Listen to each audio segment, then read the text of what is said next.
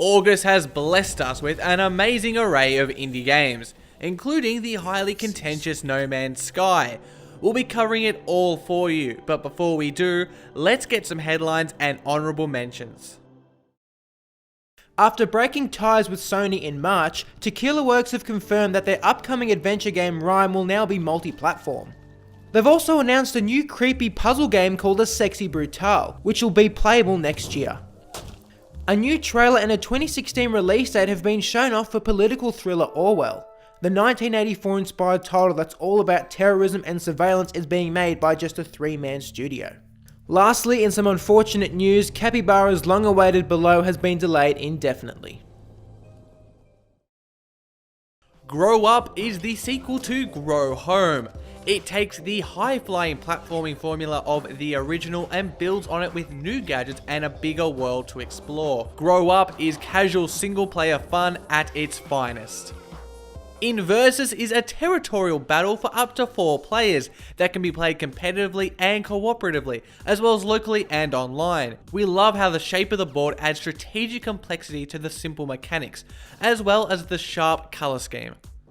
Death Road to Canada is an irreverent road romp through a zombie apocalypse.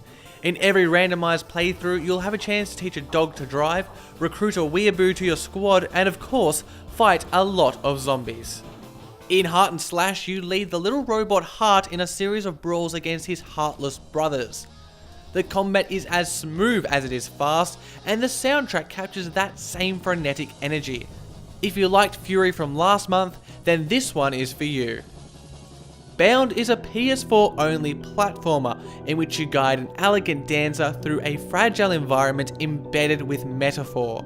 Watching the woman and the world dance with one another is always stunning and at times extremely profound. In the end, unlucky not to make this month's top 5.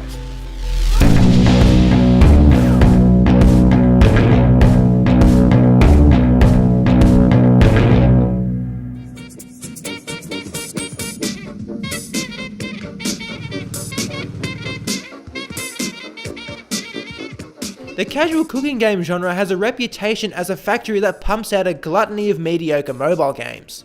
Overcooked, however, completely shuns that label and serves up a deliciously fresh, local co-op game. Obviously the game is about cooking, but with the constant threat of some apocalyptic disaster in the backdrop, things are never mundane. Ordering your pudgy chefs about the kitchen to make food is simple, but doing so on a ship where the waves send your crew flying turns it into pure chaos. It makes the game unpredictably fun, which only plays out to even greater effect when playing with friends. Overcooked is a terrific party game that also gives cooking games a good name. I've seen things. A few things before.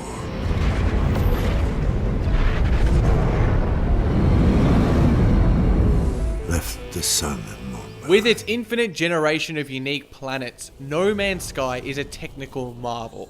At first, this delivers an unparalleled sense of wonderment as you discover creatures and worlds that no one else has. But soon, what was once new becomes old, and what was wonderful becomes ordinary. It is in this moment you realise that beneath all the randomization, there is not a lot of meaning in No Man's Sky. Nothing for you to hold on to. No Man's Sky is the game we warned it would be in our January video, why No Man's Sky won't live up to the hype. In it, we argued that amidst all the excitement for the game, fans had lost sight of what the game actually was. No Man's Sky is not a game that you play with others, or a game with narrative-driven objectives from which you can draw purpose. It is simply randomization on an unprecedented scale. And that's not something we should undersell either. The existence of No Man's Sky itself is incredible. It's an experience like no other, and some will really enjoy that. But it is not, and we never thought it could be, the kind of game that would appeal to the masses. Now that it's released, it seems that is what has unfolded. And that's okay.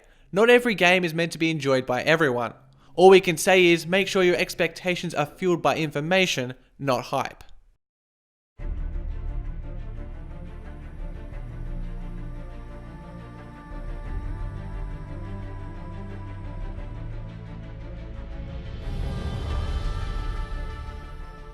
We didn't feature Duelist when it released in April, but since it released on Steam in August, we thought it was the perfect time to redeem ourselves. We actually first featured Duelist as a Kickstarter project way back in March 2014 in what was our first ever top 5 video. We were impressed back then, and now with the final product out, our appreciation has gone to another level. The game itself is a head-to-head turn-based card game much in the vein of Hearthstone.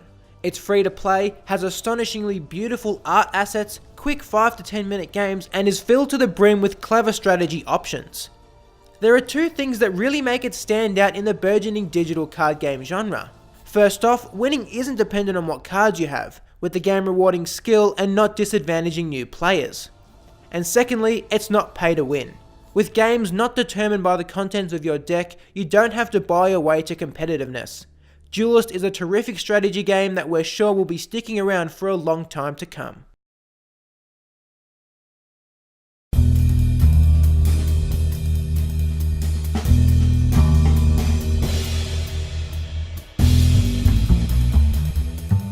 The cop only a week out from retirement is the cliche film premise you've watched a million times, but one that you've never played before.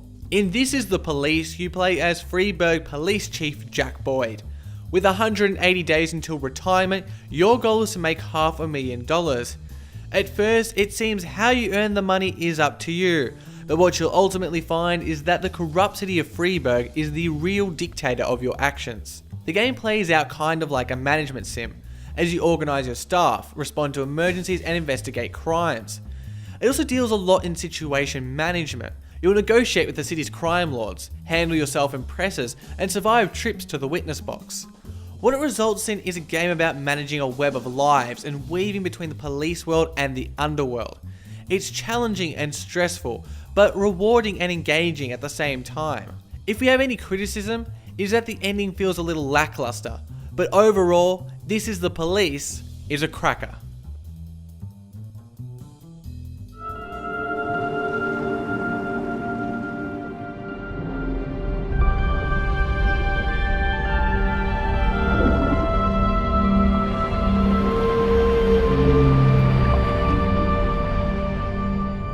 Abzu is absolutely gorgeous, and if you think its art looks familiar, that's because it does.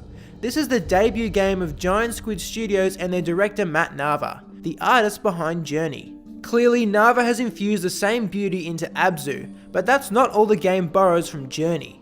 It's fleeting in duration, has no words to communicate with, and there aren't any monsters to duel or coins to collect. It's almost exploration for exploration's sake, but what makes it so compelling is its level of immersion. The wonderful wildlife acts so naturally and the ecosystem feels genuinely alive. The narrative is so hidden and off to the side that you feel genuine discovery when you uncover it. And not only do the visuals grab you, but the music carries you through the currents. It's a sensational atmosphere, a portal to another world that is all your own. The perfect relaxation game. Thanks for watching, my name's Lawrence. And my name's Josh, we'll see you next time here on Indie Forma.